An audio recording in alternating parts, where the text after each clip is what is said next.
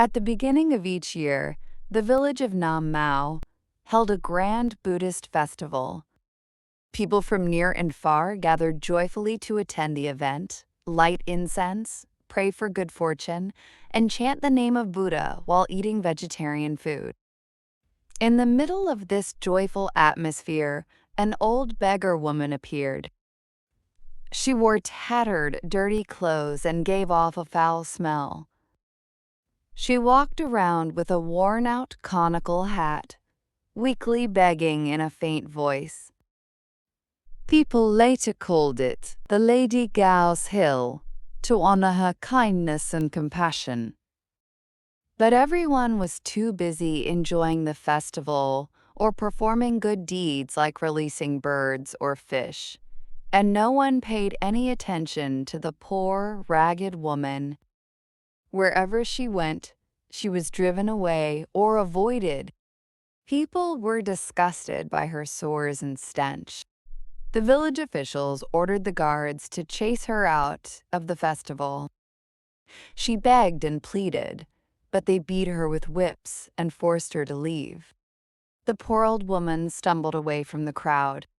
Starving, she wandered into the village with her torn hat, begging from door to door. But just like at the festival, every house slammed their door in her face. Some heartless people even let their dogs out to chase her away. In the midst of her desperation, she met a poor mother and her son returning home from the fields. Seeing her pitiful state, the mother kindly invited her into their home. She served her leftover rice and some simple food to help the old woman regain her strength. The old woman thanked them sincerely and continued wandering down the road, begging from house to house. The mother looked after her and said to her son, "How pitiful she is. At her age, she still has to suffer and struggle to survive." That night, the old woman knocked on doors asking for a place to sleep, but no one let her in. Sighing, she returned to the house of the kind mother and son. The mother told her son to serve her some food again and prepared a place for the old woman to sleep.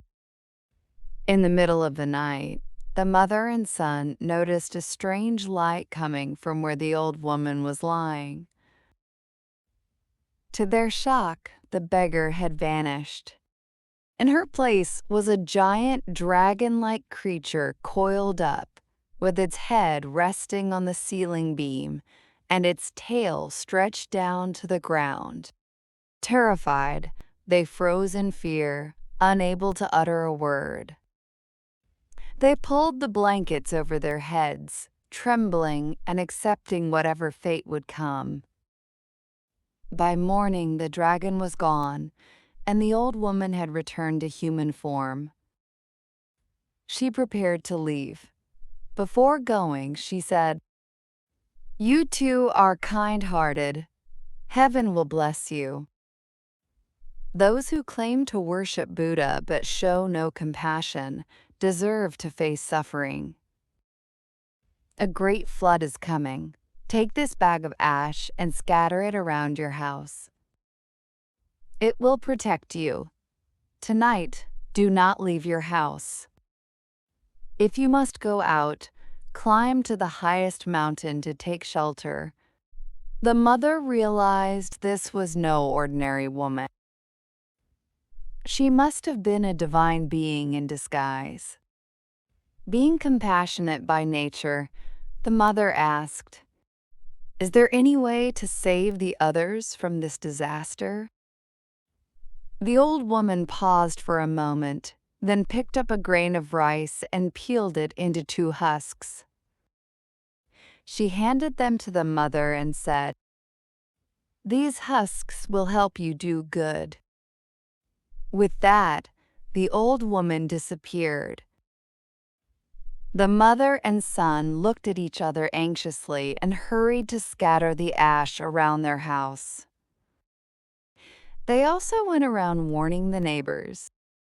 but most laughed at them or said they were making up nonsense. That evening, while everyone else was still busy worshiping, a huge column of water suddenly erupted from the ground. It gushed higher and higher until it reached their knees in the blink of an eye. Panic broke out as people rushed to escape. Incense sticks, offerings, and prayer items were left behind, drifting in the rising water. In no time, houses, trees, and temples were all submerged.